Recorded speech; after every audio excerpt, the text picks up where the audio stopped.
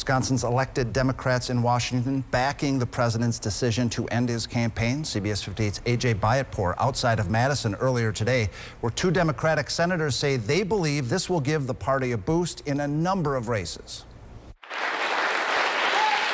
During a campaign event in Stoughton Sunday afternoon, Massachusetts Senator Elizabeth Warren and Wisconsin Senator Tammy Baldwin say President Biden's decision to step aside will unite Democrats. And if Joe Biden can step aside, then the rest of us can step up and get Democrats elected in 2024. Until Sunday, Baldwin had not taken a position publicly on whether Mr. Biden should be the party's presidential nominee. He is somebody who's committed his life to his country, and I think he made the right decision. He always said that he wanted to be a president who was a bridge to the next generation, and he has just made that so. President Biden's announcement comes a little more than 2 weeks after he rallied in Madison, hoping to reassure Democrats.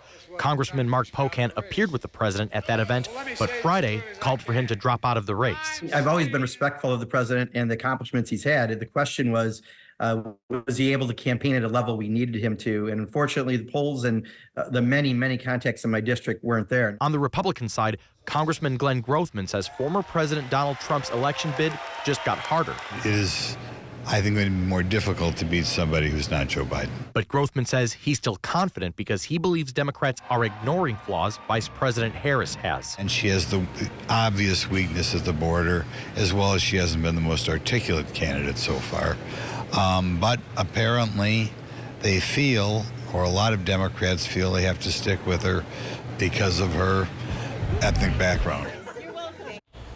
And Bill, there's a good chance there will be some kind of reaction from Wisconsin Democrats to that sentiment that the vice president is being endorsed by President Biden and Wisconsin's congressional Democrats because of her race and or gender. For today, the line from Wisconsin Democrats is Vice President Harris offers the best of both worlds, the ability to continue running on some of the accomplishments of the Biden administration, like the infrastructure bill and capping some prescription drug costs, while bringing more energy to the campaign trail. The list of endorsements already today is long. It includes Gavin Newsom and Pete Buttigieg, people that some would maybe want to be at the top of the ticket.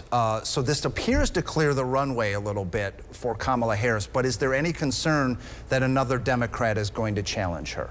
Well, there's been some national reporting today that there are some Democratic donors trying to convince West Virginia Senator Joe Manchin, who left the party to become an independent, that he might be talked into coming back into the Democratic fold to challenge the vice president.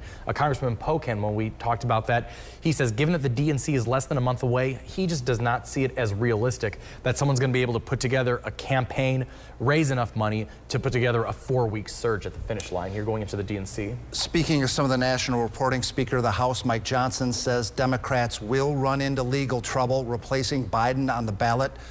Other legal experts, though, seem to disagree here, AJ. Do we have a court battle ahead of us? You know, we have no reason at this stage to think that there would be a successful challenge. I mean, what you're looking at right now is a post on X from Mark Elias. He's a Democratic lawyer who is saying, look, there's not going to be a successful challenge to putting Vice President Harris at the top of the Democratic ticket.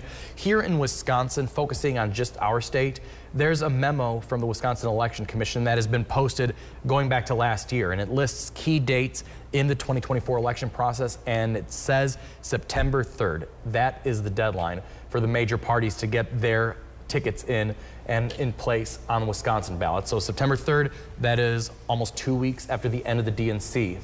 Okay, great stuff, AJ. Stick around. We're going to need you probably through November 5th, all right? I'll be here.